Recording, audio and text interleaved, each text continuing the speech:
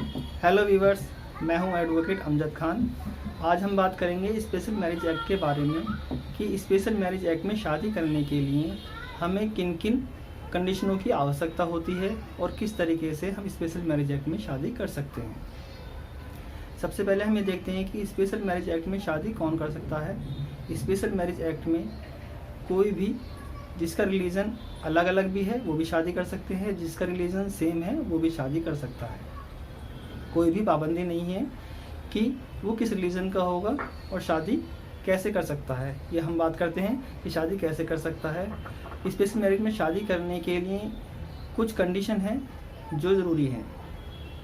सबसे पहले तो कंसेंट, जिनसे आप शादी कर रहे हैं उनकी कंसेंट वैलिड हो। ऐसे ना हो कि आप जो शादी कर रहे हैं आपने जो कंसेंट ली हो वो वैलिड ना हो, इलीगल तरीके से ली हो, आपने डराकर धमकाकर या किसी पैसे की लालच देकर आपने कंसेंट ली हो।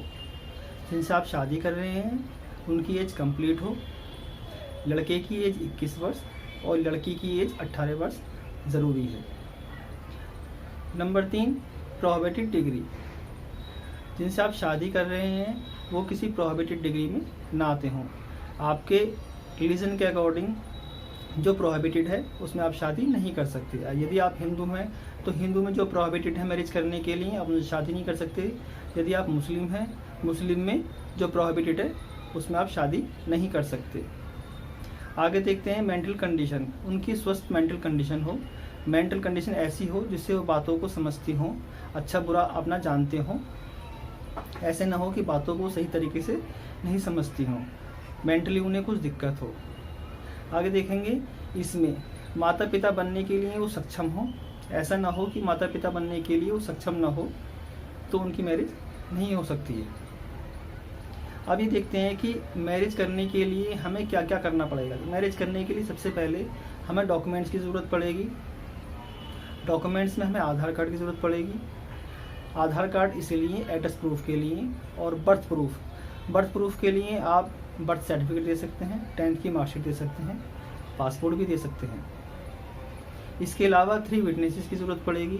3 विटनेस वो इंडियन होने ज़रूरी हैं, उनके पास में आधार कार्ड हो और पैन कार्ड हो और बालिग हों, 18 वर्ष या 18 वर्ष से ज़्यादा की उनकी उम्र हो।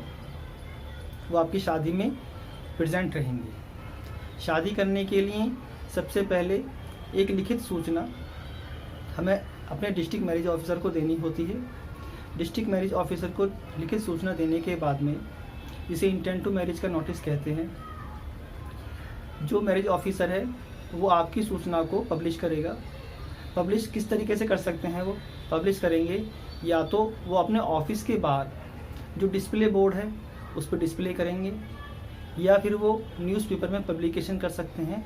ऐसा भी हो सकता है कि आपका के घर पर लड़के के और लड़की के घर पर नोटिस सेंड किया जाए, मगर ज़रूरी नहीं है कि घर पर नोटिस सेंड ही किया जाएगा या न्यूज़पेपर में पब्लिकेशन किया जाएगा।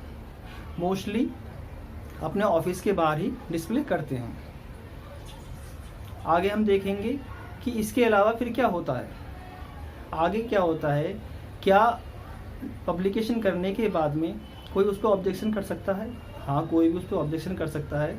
यदि कोई इलीगल तरीके से शादी कर रहा है और उसे पता है कि शादी इलीगल तरीके से हो रही है तो वो ऑब्जेक्शन कर सकता है। उस ऑब्जेक्शन को रिमूव किया जा सकता है यदि कोई गलत तरीके से ऑब्जेक्शन करता है। उसके बाद में आपकी मैरिज हो सकती है। मैरिज करने के लिए इसमें 30 डेज़ का टाइम लगता है। जब आप अपनी सूचना देंगे तब और आफ्टर 30 डेज़ आपकी मैरिज कंप्लीट हो जाएगी। मैरिज कहाँ होगी? मैरिज वहाँ होगी जहाँ पर आपका परमानेंट एड्रेस है या जहाँ पर आप 30 डेज़ प्रायर रह रहे हैं, वहाँ पर मैरिज हो सकती है। मैरिज होने में कोई दिक्कत नहीं है, कोई भी इसमें मैरिज कर सकता है। किसी को भी घबराने की ज़रूरत नहीं है कि उनका रिलीजन अलग अलग है, वो मैरिज कैसे करेंगे कैसे नहीं करेंगे। कानून आपको इजाज़त देता है कि आप शादी कर सकें। अगर आपको कोई भी परेशानी है तो आप मुझसे कांटेक्ट कर सकते हैं। मेरा नंबर है 8077677734। अल्लाह हाफिज़।